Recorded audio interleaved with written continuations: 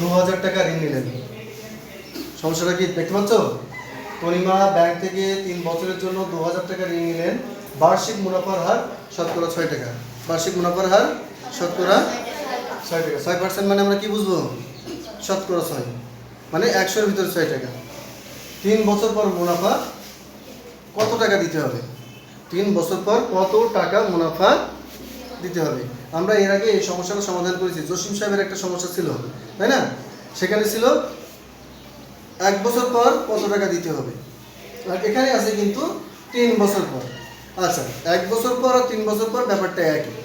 আমরা একটা ডিমের দাম যদি 10 টাকা হয়, তাহলে 3টা ডিমের দাম কত? 30 টাকা। আচ্ছা, একই রকমভাবে যদি 1 বছর পর মুনাফা মনে করো 100 টাকা হলো, তাহলে 2 বছর পর কত হবে? 200 টাকা। 3 বছর পর কত হবে? ঠিক আমাদের এই একই রকমভাবে এটা সমস্যা সমাধান করতে হবে। আমরা আগে বার্ষিক মুনাফাটা বের করে নেব। বার্ষিক মুনাফা সূত্র কি? বার্ষিক মুনাফা সমান আসল গুণ বার্ষিক মুনাফার হার ভাগ 100।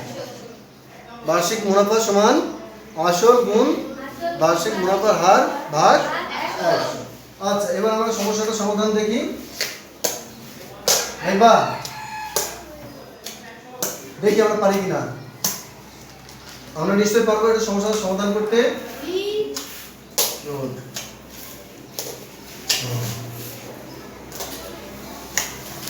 দেখো, আমরা সেই সূত্রটাই ব্যবহার করেছি, যে সূত্র আমরা আগেই বললাম। সমাধান বার্ষিক মুনাফা সমান আসল গুণ বার্ষিক মুনাফার হার ভাগ 100।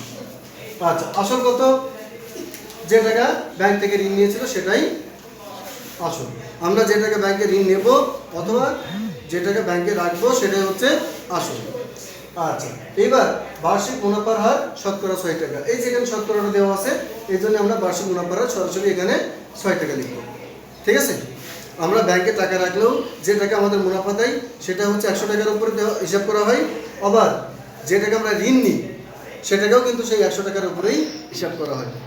আচ্ছা, তাইলে আসল 2000 টাকা গুণ 6 ভাগ 100। 20 গুণ 6। দেখো 20 কিভাবে হলো? 100 2000 এর ভিতরে কতবার যায়? কতবার যায়?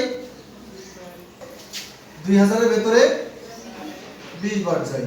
কতবার? 20 বার যায়। আচ্ছা, এইবার আমরা এটাকে সহজভাবে মনে রাখার জন্য একের পরে কয়টা শূন্য আছে? দুটো শূন্য। দুটো শূন্য বাদ দিচ্ছি, আর এখানেও সেই দুটো শূন্য বাদ দিচ্ছি, তাহলে 20 থাকে, তাই তো?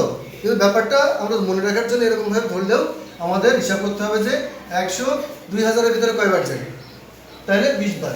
20 গুণ 6 সমান 120 টাকা। আচ্ছা, 1 বছর শেষে আমরা মুনাফা কত পেলাম?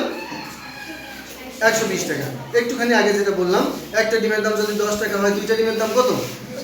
20 টাকা। আমরা কি করছি? গুণ করছি। ঠিক একই রকমভাবে 2 বছরের মুনাফা হচ্ছে 120 গুণ 2, তাহলে 240 টাকা। 3 বছরের মুনাফা কত হবে? 120 গুণ 3 360 টাকা। তাহলে কি সমস্যাটা সহজ না জটিল? সমস্যাটা কিন্তু যদি আমরা বুঝি তাহলে অনেক সহজ, আর যদি না বুঝি তাহলে বেশ জটিল। ঠিক আছে? আচ্ছা, তো ধন্যবাদ।